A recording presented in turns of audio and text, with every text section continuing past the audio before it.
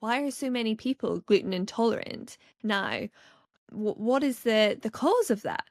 There's a lot of theory behind it. Yeah. One is that especially here in the United States, when we cut down the gluten for processing, we spray it with glyphosate, which is a desiccant to dry it out. So you're getting a nice, good dose of glyphosate that, of course, is going to damage your gut microbiome, give you some leaky gut. It's really awesome.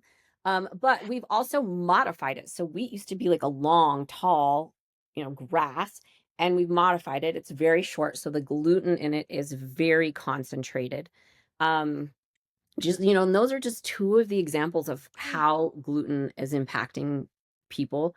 And really, when we look at grains, most people don't digest them well in the first place.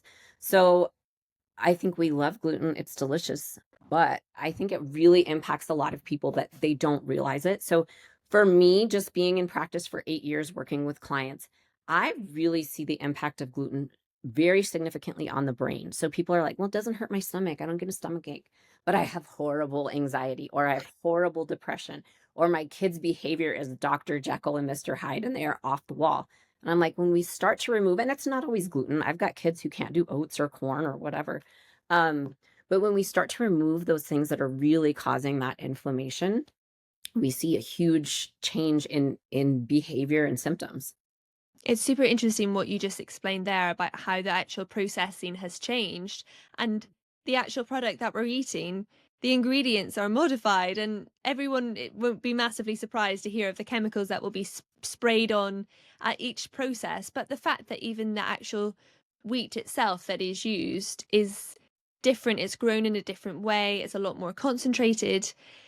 Is this linking to, I guess, the increase in the ultra processed foods, the cost of food in general going down compared to what it may have been 50 years ago? Certainly. Is that just a byproduct of that? Basically, that it's cheaper to make, if we say gluten, if we're going with this example, it's cheaper to make a load of bread for the supermarket in this way. It's not as good for you, but we're going to make more money in this way. And it's just another byproduct of it, which is terrifying.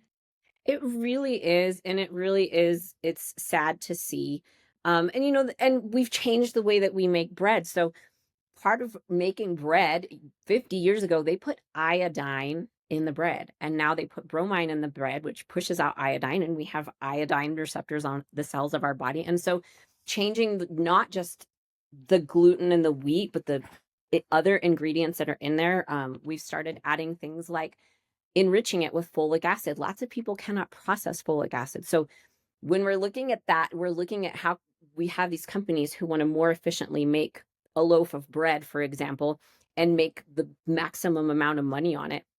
But we also use a lot of garbage ingredients in there because it's cheap.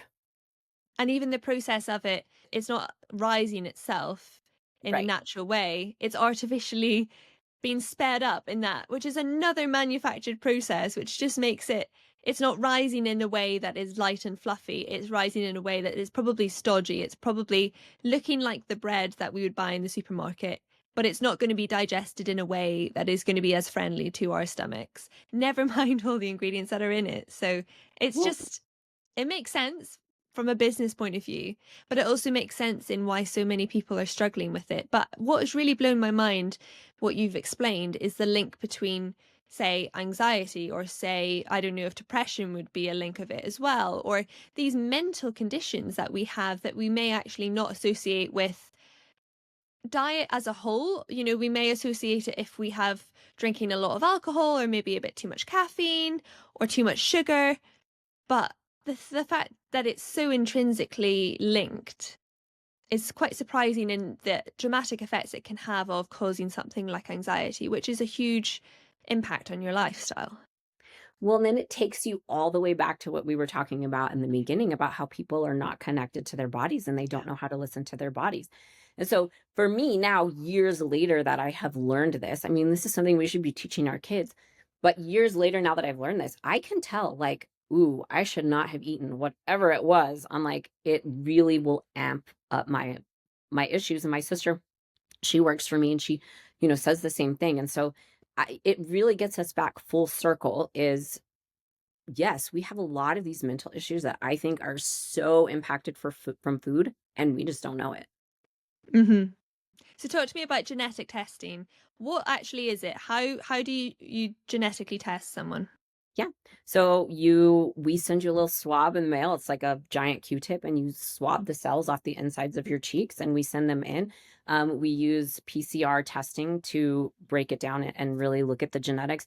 So we are looking at we're not looking at chromosome disorders like Down syndrome or Fragile X. We are looking at genetic SNPs. They're called single nucleotide polymorphisms. So if you think of it like a book. So when you're reading a book and you read the word dog, this is a story about a dog.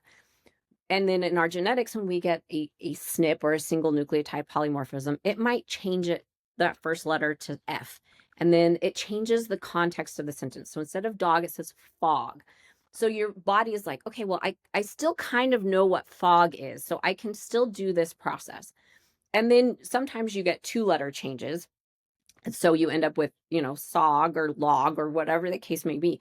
So it really is basically just we're looking at these little teeny code changes in your genetics that changes how well your genes express. Or we're telling your body the signals what to do. And some people express better and some people express worse. We don't have the science to say, oh, you have. So MTHFR is this gene that everybody knows. There's a lot of misinformation about it out there, but it's a good example because most people have heard of MTHFR. But when we're looking at MTHFR, it is the last gene is in chain. People freak out. Oh my gosh, it's the end of the world. And so we have to look above and beyond just one little gene, and we have to look at the impact of what's going on as a whole. So, we're just looking at this one single gene change, but how does that connect to your body and what's going on with your body? So it's not just like, oh, I have this gene. We're going to compare and contrast. Well, you have this gene. Do you don't have a good you don't sleep well, do you have muscle weakness? Do you have all of these symptoms that can kind of go along with it? So we have to be able to compare and contrast that information because we don't have the science to say your gene's functioning or your gene's not functioning, but we can say we suspect it's not functioning well. Do you have these symptoms?